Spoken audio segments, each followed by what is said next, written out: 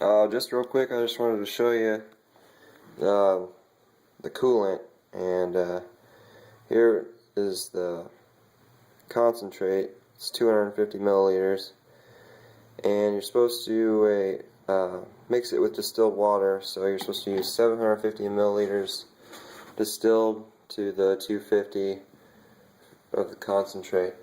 So what I did was I just bought a liter bottle. I have measuring cups and I could measure it out, but I find this way a lot easier.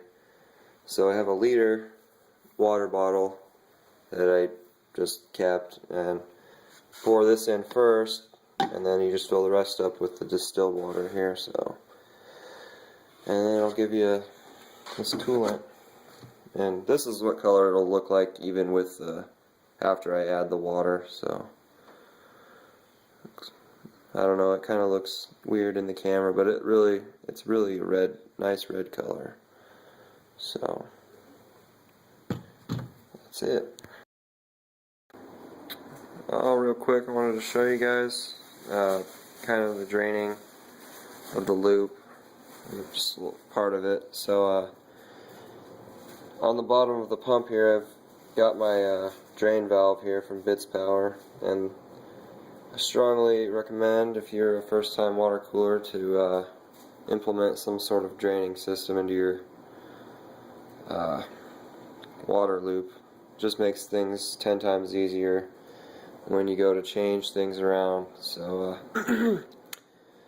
yeah, here we got the just like a 90 off the one of the outlets to the pump, and kind of got a few different fittings here that don't really match up, but it's what I had laying around and it works. So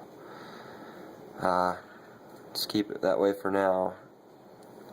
If you've bought any sort of water cooling parts before, you probably know that fittings do get expensive. So you can easily spend over $100 just on the fittings, especially if you go with Bits Power, for all the angle adapters and compression fittings. Adds up quick. So alright, just gonna open the cap up on the top to release air. Here, I'll close it real quick. I'll show you what the difference between. Just put this down real quick.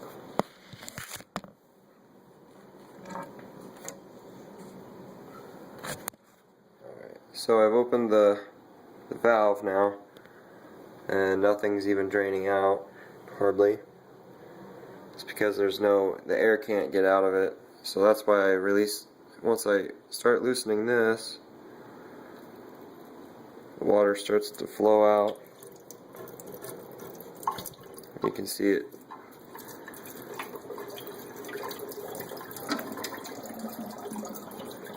Just as easy as that.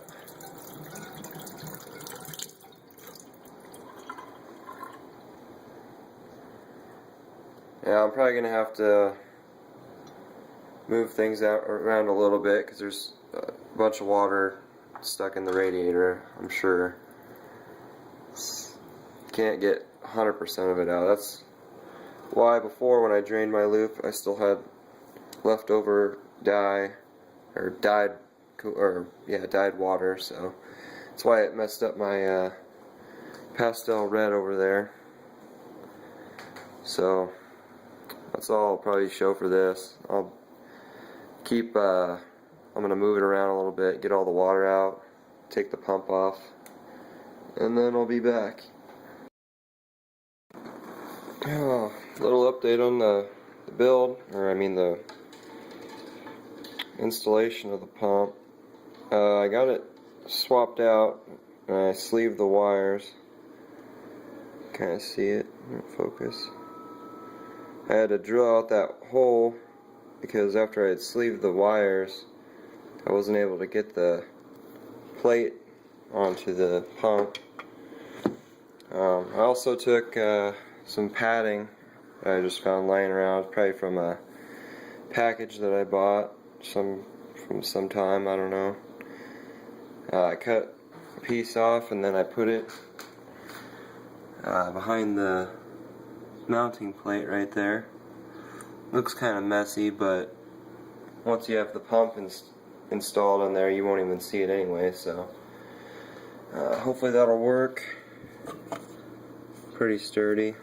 Maybe, hopefully, if the pump's making any vibrations, that'll soften it. I was going to put 2 layers, but I can only really fit 1. Here's the pad that was on there before. It's just like a piece of rubber, and it wasn't really working too well, so I just took it off altogether. So hopefully it'll be better. Here's the old pump. It's a Coolants PMP 450, I think. Good focus. There it goes. It has the variable speed, and it's just run off of a Molex. I had to remove the connectors though to get the wires through the hole on the pump. So that's where I'm at right now. Got some things laying around. There's the case as it stands now. One thing I like about the... What the hell, I want to focus.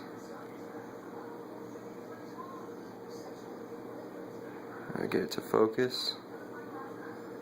No.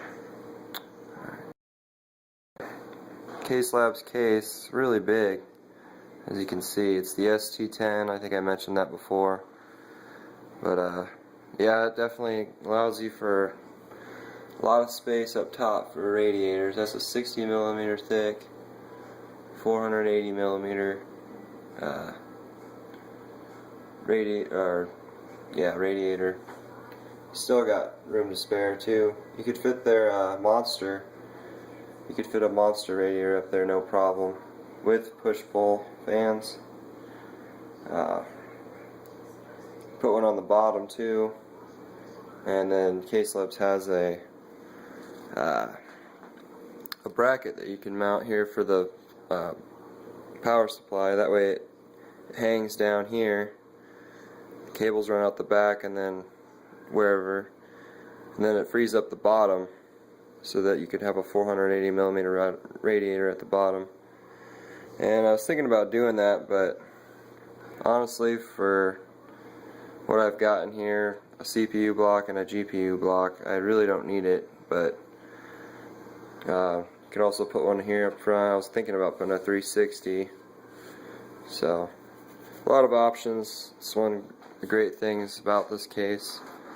It's upgradability. You can also buy a pedestal for the top or the bottom or both if you really need that much more space. And here's the back. There's some of the wiring I've done. Not the neatest, but not the worst either. It's nice. The hard drives are behind the tray, the motherboard tray or whatever. And there's plenty of space in the back. As you can see, there's a big mess of wires right there. No problems fitting the side panel on. So, alright, well, let's continue on.